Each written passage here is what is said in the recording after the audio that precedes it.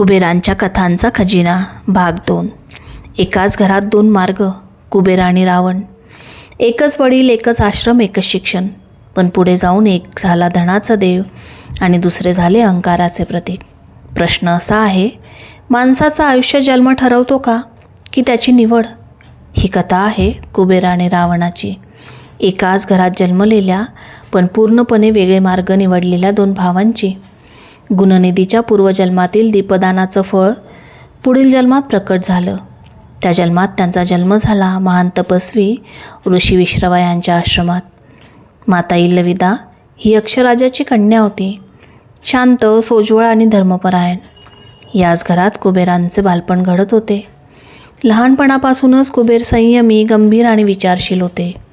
आश्रमातील वातावरण, वडिलांचे संस्कार आणि मागील जन्मातील पुण्य या सगळ्यांमुळे ते धर्माकडे झुकलेले होते. ते नेहमी म्हणायचे, धन हे साधन आहे, ध्येय नाही. हेच ऋषी विश्रवा पुढे कैकेयी या राक्षस कन्येशी विवाह करतात. त्या विवाहातून जन्माला आले रावण. लहानपणापासूनच रावण अत्यंत बुद्धिमान, बलाढ्य आणि तितकेच अहंकारी होते.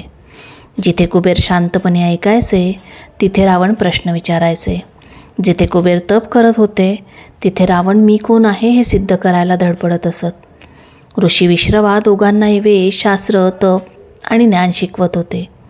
पण कुबेरांनी ज्ञानाचा वापर स्वसंयमासाठी केला आणि रावणांनी ज्ञानाचा वापर सत्तेसाठी केला. इथूनच त्यांच्या वाटा वेगळ्या होऊ लागल्या. त्या काळी लंकानगरी अतिशय समृद्ध होती. पुराणांनुसार कुबेर आधीच लंकेचे अधिपती होते. लंका म्हणजे वैभव, सुवर्णनगरी, संपत्तीचा खजिना. पण कुबेरांचा कारभार अहंकारावर नव्हता, तो धर्मावर आधारित होता. रावणांना हे सहन झालं नाही. मी इतका बलाढ्य असूनही माझा भाऊ राजा कसा, या विचाराने रावणांनी कठोर तपश्चर्या केली. ब्रह्मदेव प्रसन्न झाले आणि त्यांना अद्भुत वरदान मिळालं. आता रावणांच्या मनात एकच विचार होता, लंका माझीच आहे. रावण लंकेत आले. शक्ती, अहंकार आणि वरदानाच्या बळावर त्यांनी कुबेरांना लंकेतून हाकलून दिलं. पण इथे एक महत्त्वाचा क्षण आहे. कुबेरांनी युद्ध केलं नाही. त्यांनी सत्ता गमावली, वैभव सोडलं, पण धर्म सोडला नाही. ते म्हणाले, अधर्मासाठी लढणं हा पराभव असतो. अपमान केला आणि दुःख घेऊन कुबेर कैलास पर्वताकडे गेले. तिथे त्यांनी पुन्हा शिवांची तपश्चर्या सुरू केली. ही तपश्चर्या सत्ता मिळवण्यासाठी नव्हती, तर आत्मशुद्धीसाठी होती.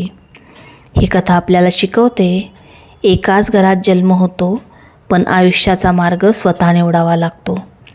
ज्ञान अहंकारासाठी वापरलं तर रावण जन्माला येतो आणि ज्ञान संयमासाठी वापरलं तर कुबेर घडतो.